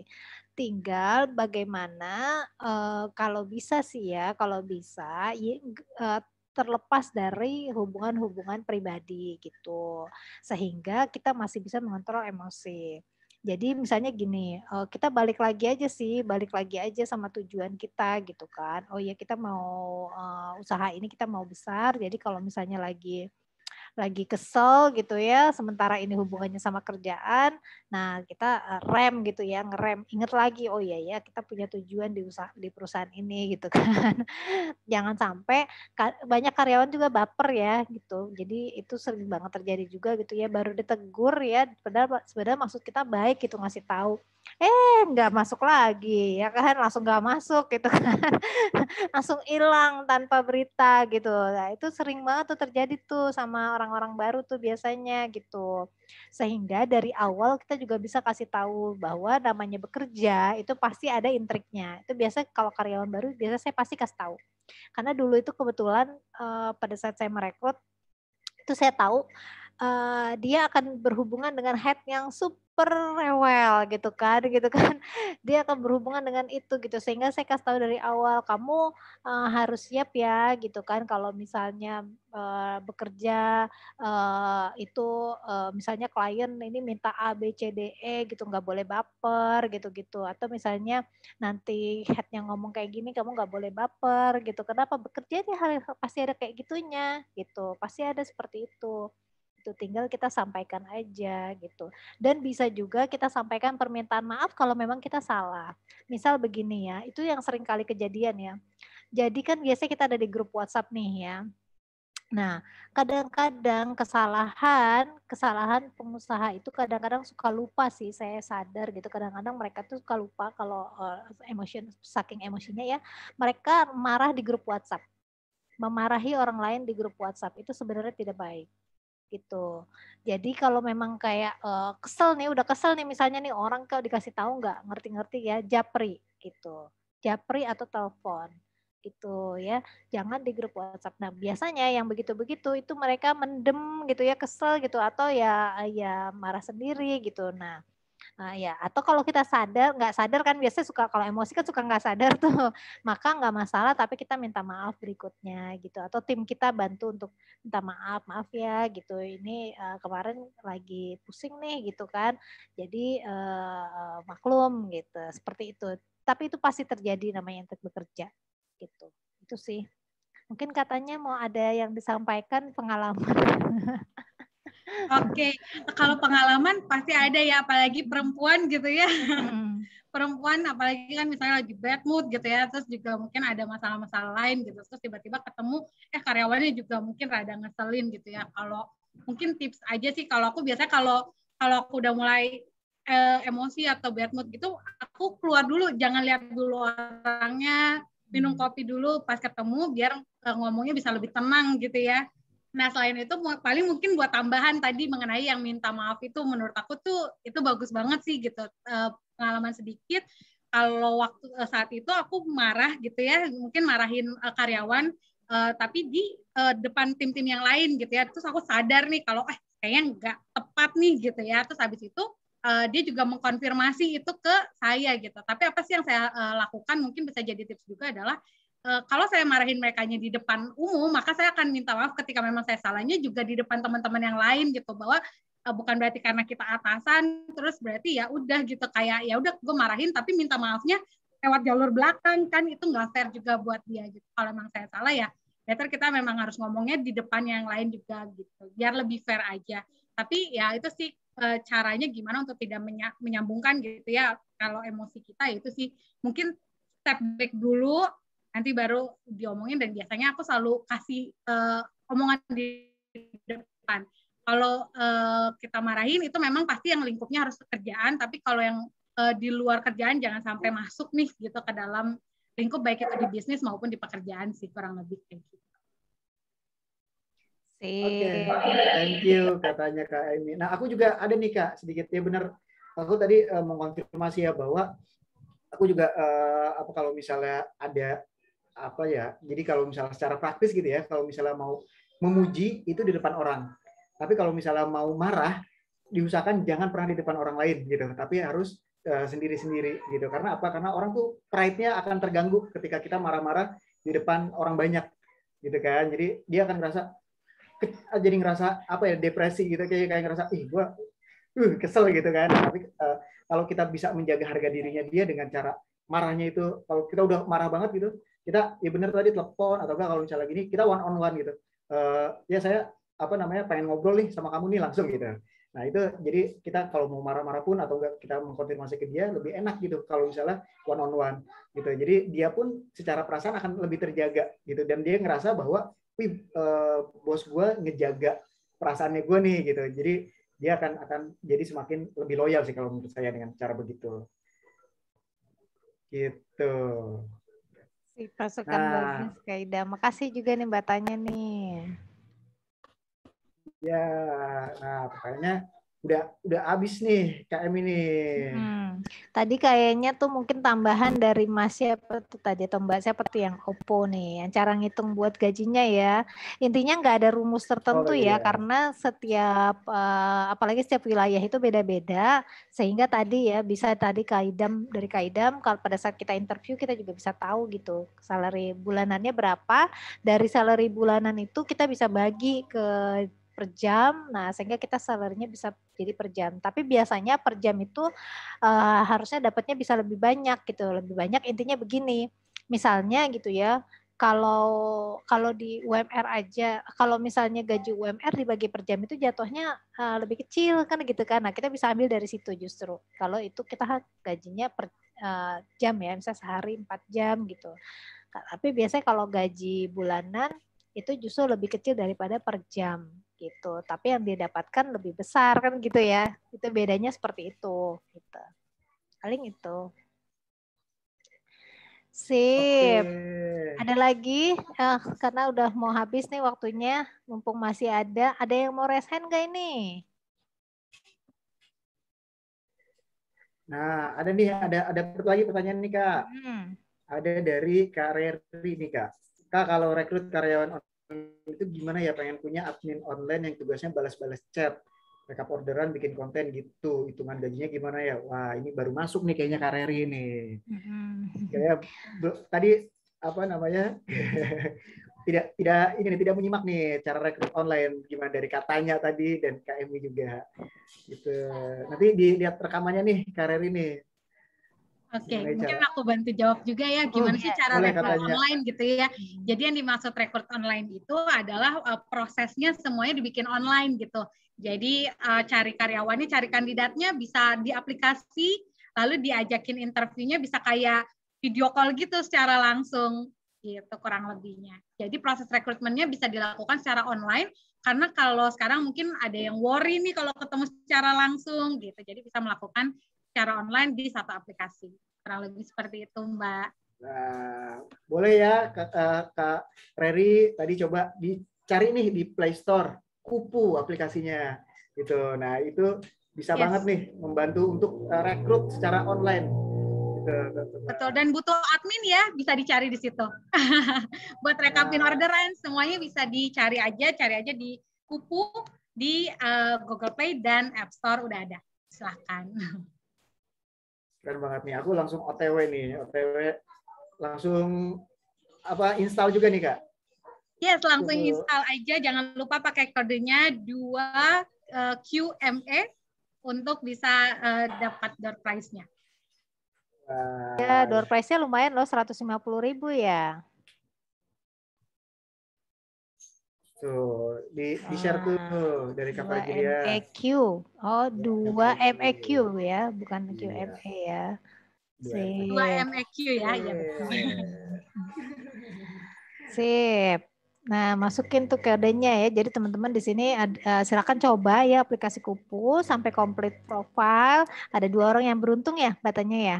Nah, yang mendapatkan apa nih? Voucher apa nih? Voucher OVO atau GoPay senilai 150.000 yang akan diumumin tanggal 3 mah hari ini ya, tanggal 4 Oktober. Oh, tanggal 4. Nah, berarti masih ada waktu nih ya, masih ada Mohon waktu. maaf itu tadi salah ya. Oke. Kak, ada yang mau nanya katanya nih Kak Titi ya. Kak Titi, aku coba ask to unmute aja ya langsung ya. Kak Titi mau nanya, berarti nanya langsung kali ya, nggak ada di chat soalnya. Boleh. Kak Titi boleh coba di unmute, aku ask to unmute nih. Coba tuh mau nanya langsung. Mana suaranya? Iya. Iya. Assalamualaikum. Nah, ya. Kalau saya kan ini usaha saya kan jasa terapi. Nah, selama ini hampir 4 tahun, udah 4 tahun kebetulan saya sekarang prakteknya di punya tempat sendiri. Nah, dalam 2 bulan ini saya udah mulai cari kriterianya, saya anak muda usia 20 sampai 25 tahun. Tapi itu tantangannya los terus karena mereka lebih memilih kerja ke pabrik, kemana gitu. Jadi ada kira-kira yang bisa kasih solusi ke saya gimana ya caranya biar bisa nangkep, bisa dapat minimal 1 orang yang bisa jadi asisten saya. Karena kan saya kan terapi, masuknya udah ke terapi ke penyakit, sedangkan di klinik saya butuhnya buat relaksasi aja. Nah, kalau saya buka open, yang rata-rata yang mau itu yang berminat di usia 30 tahun ke atas. Sedangkan yang saya butuhkan tuh di usia 25 ke bawah. Dengan harapan nanti ada rezekinya mereka bisa saya daftarkan ke program PKK di Kemendikbud. Jadi dapat subsidi pemerintah kan untuk untuk sertifikasi kompetensinya. Kalau di atas itu berarti kan berbayar mandiri. Nah, biasanya kalau berbayar mandiri agak-agak susah untuk ngajakin uji komnya gitu. Kira-kira dari kakak-kakak semua ada yang bisa bantu saran saya kayak gimana saya harus untuk bisa dapat asisten untuk ini. Nah, satu lagi yang saya khawatirkan gini Kak, ini kan karena bidang jasa dan ini skill. Kalau di awal saya bilang untuk training pelatihan ada berbayar, itu juga mundur, akhirnya mundur, calon-calon yang ini mundur. Tapi kalau di saat saya kasih gratis, saya kasih info juga, kita datakan kontrak, mundur juga. Maunya tuh yang gratis. Nah, kalau gratisan aja, pelatihan gratis, dikhawatirkan seperti teman-teman saya, udah ngelatih, baru sebulan, 2 bulan, hilang, nggak ada kabar. Nah, ini kira-kira bagaimana, ada yang bisa disarankan buat saya? Terima kasih. Oke, Mbak Titi. Kalau boleh tahu ya, biasanya ini kalau misalnya mereka masuk gitu ya, harapannya berapa lama bisa sama Mbak Titi? Minimal setahun. Minimal berapa lama? Oke, setahun ya. Iya. Oke. Jadi dalam setahun itu harapan saya tetap mencari yang baru, misalnya gitu kan. Nah, yang ini yang udah ada setahun dulu jalan, sambil saya juga persiapin kalau dia setahun nanti nggak lanjut, saya udah ada persiapan gitu, nggak tiba-tiba baru sebulan 2 bulan udah hilang, nanti saya kan ngerekrut lagi. Nah, ini kan karena bikin ngelatih orang kan untuk jasa terapi minimal pijat tradisional aja itu kita butuhnya minimal 2 sampai 3 bulan untuk bisa. Itu kan lumayan kalau ngulang-ngulang terus ngelatihnya. Jadi memang gini Bu, ada ini saya jawab ya Mas Idam ya. Ya. Jadi ada kecenderungan anak-anak muda itu nggak betah pada satu pekerjaan. Ya, biasanya memang permasalahan dari usia-usia segitu itu biasanya dia masih hasratnya tuh pengen coba banyak hal gitu. Ponakan saya aja tuh saya marahin banget gitu ya. Baru nyoba di sini 3 bulan udah kepengen hal baru gitu. Baru nyoba di sini 3 bulan udah pengen hal baru gitu. Dan itulah yang terjadi di era sekarang. Apalagi dengan kondisi banyaknya kesempatan ya. Jadi baru di sini, jangankan di situ, di perusahaan besar pun terjadi gitu, datang dan pergi itu gitu. Jadi saya ngerasain ya HR 3 tahun gitu ya, itu ada aja gitu, udah bagus di tempat kita gitu kan, malah pergi itu karena, salary-nya udah pasti dia bisa dapatin lebih besar gitu, karena belajar sama kitanya tuh udah bagus banget gitu, dan itu memang terjadi. Kita nggak bisa pungkiri itu di era sekarang, itu namanya talent war gitu ya. Nah, namanya talent war itu seperti itu. Nah, sehingga kita harus pakai cara yang lain, Bu Titi. Jadi kalau misalnya tadi Bu Titi bilang harus 1 tahun gitu segala macam. Kalau begitu jangan dibuat ini lowongan terbuka gitu. Dalam artian dibuat untuk kesempatan berkarir sebagai terapis. Misalnya seperti itu. Ya, sehingga mereka bisa belajar, mereka bisa bertumbuh dan harus ada kontraknya selama 1 bulan. Selama 1 tahun. Kayak misalnya gini, di BCA gitu ya. Di BCA itu ada program namanya, saya lupa namanya ya. Jadi mereka yang lulus SMA gitu kan, kalau misalnya jadi ikut di situ, mereka harus belajar bareng sama BCA dan mereka harus jadi karyawannya selama berapa tahun gitu. Dan itu dijelaskan di awal. Itu dijelaskan di flyernya gitu. Jadi pada saat dibuka itu ya bakti BCA Mbak Bet betul. Itu dijelaskan otomatis sudah harus dari awal gitu bahwa Bu Titi buka gitu kan untuk kebutuhan untuk diterapis, langsung dikasih tahu ininya apa namanya highlight langsung apa ya namanya ya bagusnya apa sih yang mereka dapetin gitu. Ya, apa yang akan mereka dapatkan nih kalau bergabung sama tempatnya Mbak Titi, langsung kasih tahu mereka bisa punya kesempatan berkarir misalnya atau berbisnis gitu ya sebagai terapis misalnya seperti itu. Mereka bisa mendapatkan kesempatan sertifikasi misalnya seperti itu segala macam. Jadi dicarinya tuh bukan kayak pekerja tapi dicari ibaratnya tuh mereka yang mau berbisnis atau yang mau menjadi berkarir sebagai terapis misalnya seperti itu. Sehingga di situ adalah tempat belajar dan di situ dikasih tahu mau atau mampu gitu ya dikontrak selama 1 tahun gitu. Minimal 1 tahun dan itu harus dikasih tahu dari awal sehingga kita nggak lelah. Jadi di Itu awal yang masuk itu. Langsung dimasukin dalam ini aja, dalam flyernya kita masuk Iya. bersedia dikontrak selama 1 tahun dan bersedia mendapat pelatihan tanpa gaji karena kan kemarin beberapa minggu yang lalu jadi ternyata salah paham, disangkanya saya lagi cari asisten rumah tangga. Jadi tahu dari saya dari mana, dari si A. Nah sedangkan saya juga nggak kenal si A itu siapa, mungkin dari A dari B gitu kan. Nah oke, saya terima, saya sedang mencari asisten saya yang di bidang terapi untuk jaga klinik kayak gitu kan. Oh saya pikir asisten rumah tangga. Udah oke, baik. Seminggu dari sekarang deh nanti saya follow up, oke apa enggak. Pas saya follow up ternyata tidak berminat untuk jadi terapis, udah kerja sama ART. Oh ya udah, jadi itu padahal dari usia udah oke. Tapi yang itu tantangan saya kan karena tadi ada yang nanya, saya tinggalnya di Pasar Kemis, sekarang di Sindang Sari. Nah rata-rata di sini kan emang banyak pabrik. Nah itulah tantangannya juga cari karyawan dibandingin tapi mendingan sama pabrik gitu kan daripada punya skill yang bisa kepake seumur hidup. Ini dia.